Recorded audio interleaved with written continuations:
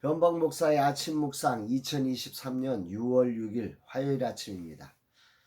오늘은 출애굽기 22장 5절로 15절 말씀을 통해서 사랑의 하늘고리 이런 제목으로 말씀 묵상의 은혜를 나누겠습니다. 순국 선열들의 헌신을 기억하는 날입니다. 오늘은 누군가의 피땀이 만든 날이란 말이죠. 오늘과 이곳은 그래서 매우 큰 선물로 주어진 날입니다. 그 어떤 사람도 이런 헌신의 땀이 없이 오늘을 맞이할 수 있는 사람은 없습니다. 다만 자신이 그것을 알고 기억하느냐, 그렇지 않으면 알지 못하고 기억하지 않느냐, 그 차이만 있을 뿐인 거죠. 그것을 알고 선물로 귀하게 받는 사람은 행복한 사람이고 소중한 사람이고, 그것을 알지 못하고 오늘을 허비하는 사람은 불행한 사람일 것입니다.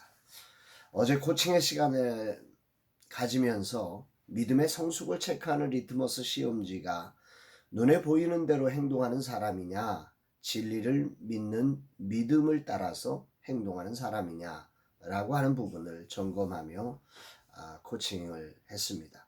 매우 중요한 지점이라고 생각을 합니다.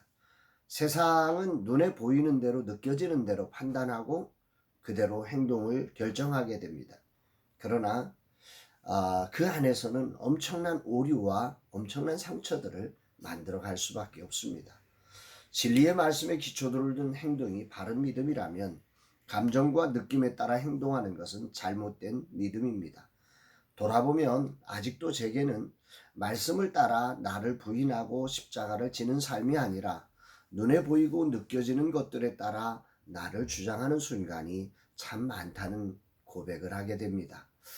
정말 주님을 닮고 싶고 주님을 따라가고 싶은데 여전히 아직도 나를 부인해야 될 자리에 부인되지 않고 내가 고스란히 드러나는 그 연약함을 고백합니다. 이런 날 주님은 어떤 말씀으로 나를 인도하실까? 어제에 이어서 오늘도 배상에 관한 규정을 말씀합니다. 타인의 밭에 침범해서 해를 입혔을 때 어떻게 배상할 거냐? 위탁된 물품을 훼손했을 때, 위탁된 짐승을 훼손했을 때 어떻게 배상할 거냐? 빌려온 짐승에 대해서는 또 어떻게 배상할 거냐, 뭐 이런 내용이 오늘 본문의 전체적인 내용입니다. 이런 내용 중에서 그 전체를 아우르는 가장 중요한 문구로 들려지는 말씀이 있습니다. 5절 말씀인데요. 사람이 밭에서나 포도원에서 짐승을 먹이다가 자기의 짐승을 놓아 남의 밭에서 먹게 하면 자기 밭에 가장 좋은 곳과 자기 포도원에 가장 좋은 곳으로 배상할지니라. 무슨 말씀인지 이해하시죠? 짐승을 놓아서 이제 풀어 놓아서 짐승이 스스로 이렇게 먹고 자라는데 이 짐승이 그 밭의 경계를 모르지 않습니까? 그래서 남의 밭에 가서 남의 밭에 포도원에 가서 포도를 먹는다든지 아니면 남의 밭에 가서 무엇을 먹어서 이제 문제가 생긴 것입니다. 이런 경우에 오늘 본문은 뭐라고 말씀하냐면 그 주인은 가장 좋은 것으로 그 해를 입은 사람에게 보상하라는 거예요. 그게 먹은 음식이 어떠하냐 이거 상관하지 마라. 가장 좋은 것으로 그에게 보상해서 그로 마음에 받은 상처를 위로해 주라고 하는 거지요. 여기 보상의 개념의 원리가 무엇이냐면 살펴보면 그러니까 그 해를 입은 사람과 함께 갈 수 있는 조건을 만들어 가라는 거죠. 공동체의 원리예요. 공동체라고 하는 것 어쩔 수 없이 상처를 주고 상처를 받을 수밖에 없는 관계가 공동체인 거죠. 인간이 완전하지 못하지 않습니까? 그래서 여러 가지 일들로 공동체 안에서는 일이 발생하는데 그때 기억해야 될 것은 그 배상에 대해서 좋은 땅이냐 나쁜 땅이냐 왈가왈부하기 전에 가장 좋은 것으로 배상해서 공동체 함께 가는 사람의 상처를 보듬을 수 있는 그런 관계를 만들어 가라고 우리 하나님은 오늘 말씀하고 있습니다. 하나님은 우리의 삶의 자리를 몰라서 이런 법을 만드는 게 아닙니다. 공동체로 산다는 것은 서로가 짐을 지는 정말 다양한 문제가 있는 것이지. 여기에는 누구도 일방적일 수가 없는 것입니다. 그래 서로가 서로의 짐을 지지 않으면 행복할 수 없는. 그런데 그 서로가 서로의 짐을 져주면서 그걸 마치 억지로 그걸 지어간다면 그 공동체는 행복할 수 없는 것입니다. 그래서 서로가 서로를 존중하며 행복하게 짐을 져주는 방식에서 가장 중요한 것은 가장 좋은 것으로 상대의 해를 덮어주라고 하는 이런 배상법을 만든 것입니다. 오늘이라는 시간 주님의 말씀을 기억하면서 최상의 것으로 배상하라는 이 말씀을 가슴 깊이 새겨봅니다.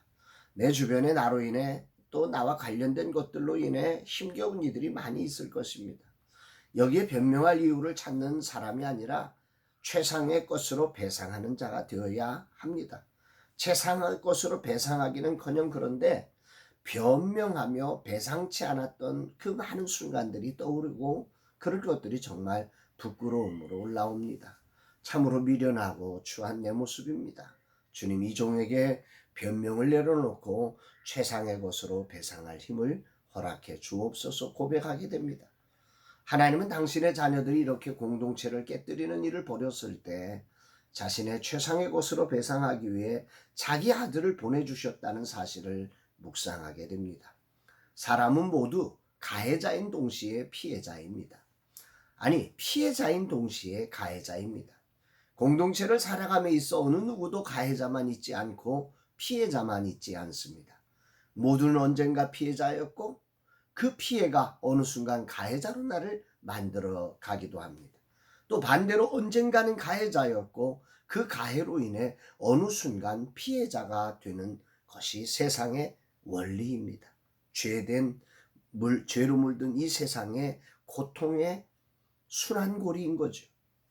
이 세상에 이런 죄악의 고통의 순환고리를 깨뜨리는 하나님의 방식은 바로 최상의 것으로 배상함으로 사랑으로 하늘의 고리를 새롭게 탄생케 하여 공동체를 살려내라는 것입니다. 이 사랑의 하늘고리를 완성하신 사건이 바로 십자가 사건 아니겠습니까? 오늘 내 삶의 믿음의 주요 온전하게 하시는 인 예수를 바라보며 최상의 배상으로 세상을 변화시켜가는 삶이 되기를 다짐해 봅니다. 주님, 이 종이 오늘도 말씀에 순종되어 죄악의 고리를 깨뜨리고 사랑의 하늘고리를 만들어가는 날 되게 하여 주옵소서 고백합니다. 사랑하는 여러분, 세상을 살면서 여러분들도 해를 당해서 마음의 상처를 입고 그런 것들에 대해서 여러 가지 아픔이 존재할 겁니다. 또 반대로는 누군가에게 분명히 변명할 이유가 있지만 어찌됐건 간에 그로 인해서 어떤 상처가 전달된 경우도 있을 것입니다. 그때 세상에 고통을 주는 그 순환고리 속에서 우리가 반응한다면 세상은 참 안타까우리라는 생각을 해봅니다. 오늘 하루 주님이 우리 아버지가 우리를 그 십자가의 사랑의 순환고리로 우리를 바꿔주셔서 우리에게 참된 소망과 희망 그리고 평안과 기쁨으로 우리에게 찾아오셨듯이 우리도 그렇게 사랑의 순환고리를 만들어가는 예수 제자된 삶을 살아가는 저와 여러분 되시기를 주의 이름으로 축복합니다. 사랑합니다, 여러분.